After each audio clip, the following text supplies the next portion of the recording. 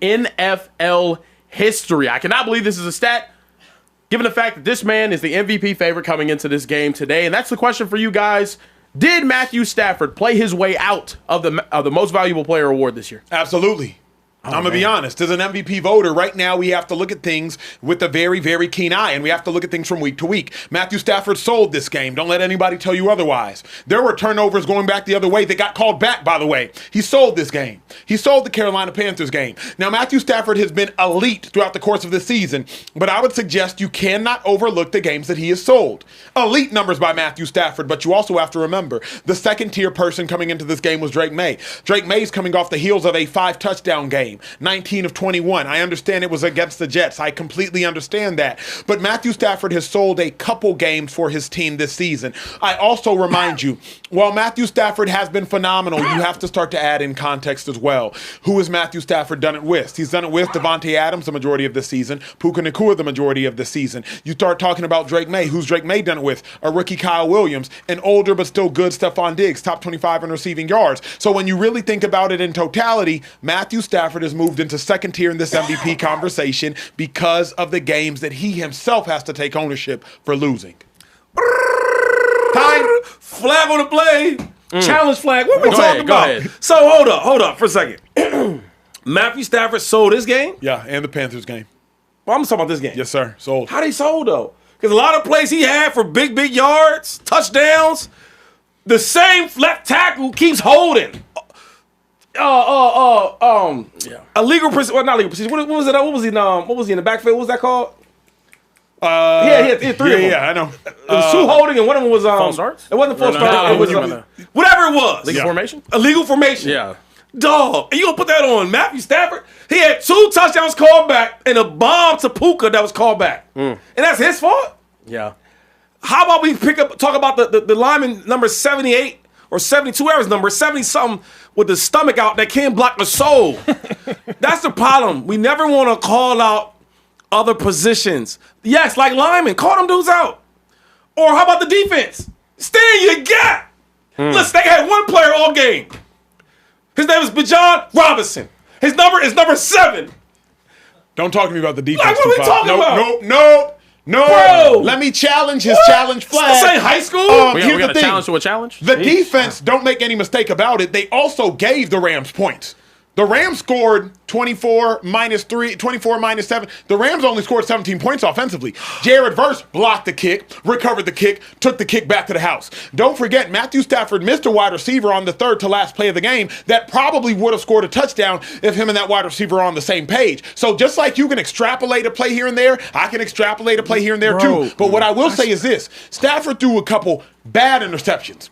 They weren't like Ed Reed caliber marvelous plays. No. Stafford threw a pick directly to Jesse Bates. Yes. Jesse Bates has been getting picks. The last 5 years in the NFL, he's been one of the best at taking the ball away. So you know to look out for him.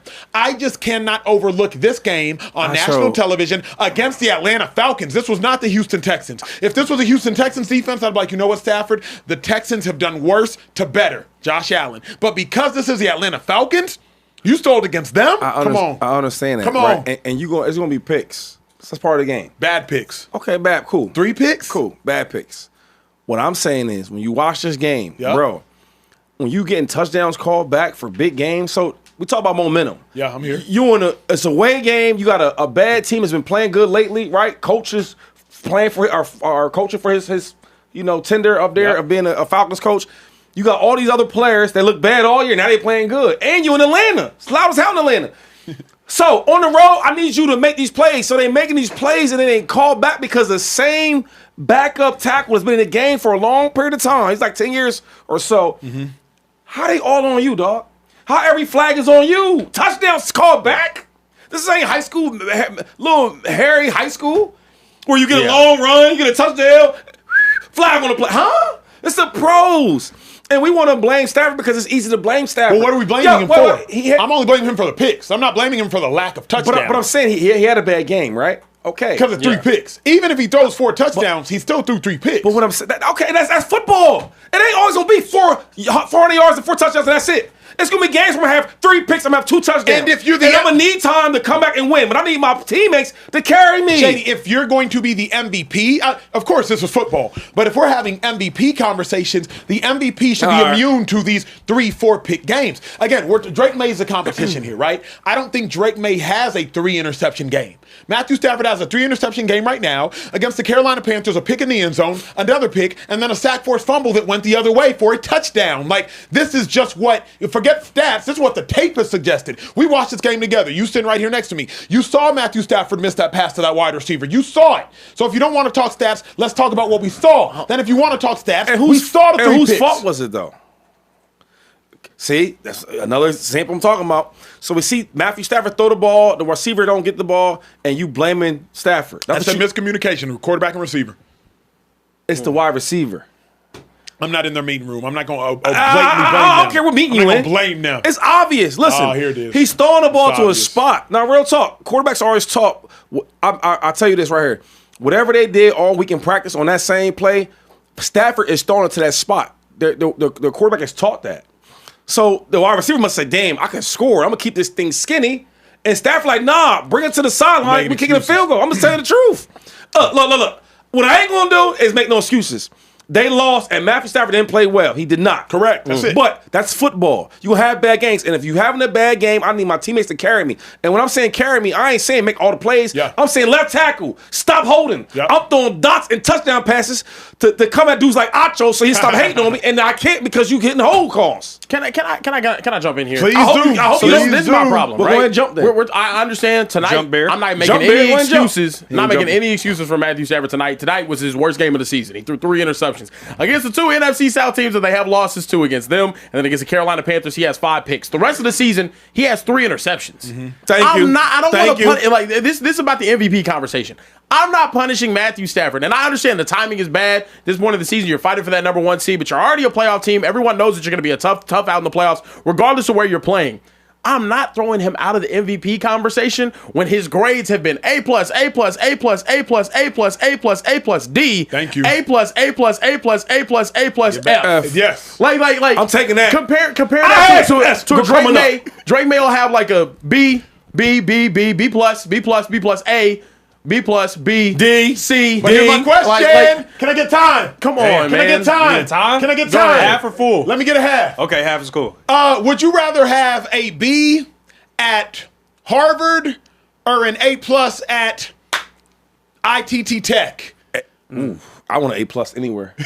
The Wait. fact is, Drake May's giving you these B+ performances, if Yeah. you will, with Kyle Williams, with Yeah, Travion that's Henderson, true. with Ramondre Stevenson, with Stephon Diggs. Yeah. Like, there's Diggs.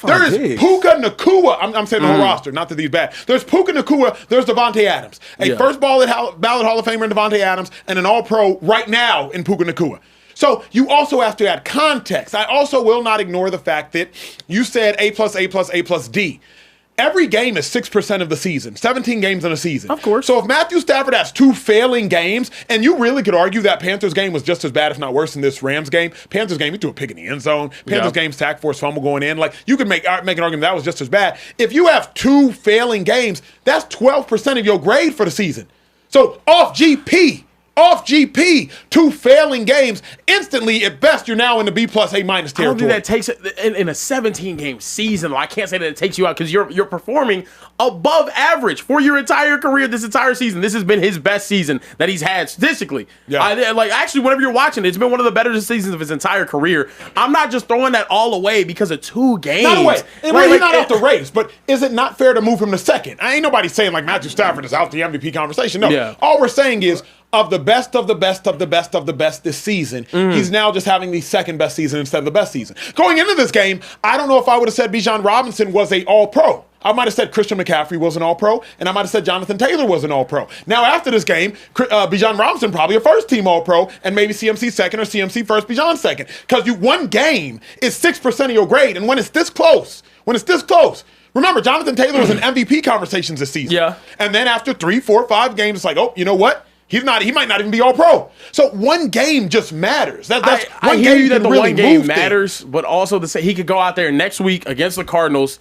and throw 5 touchdowns. He ends the season with 47 touchdowns and 8 interceptions. And we're going to look at Matthew Stafford at 37 years of age, after having half of his career ruined by playing with the Detroit Lions, and say, you know what? Sorry, bud. We're giving it to the guy in New England that, doesn't have nearly the numbers that you do. I understand he doesn't have the help that he does, but you still had to go out there and do it. You still had to go out there and have 3 games or more with 4 touchdown passes or more. Yep. You had to go out there and perform well.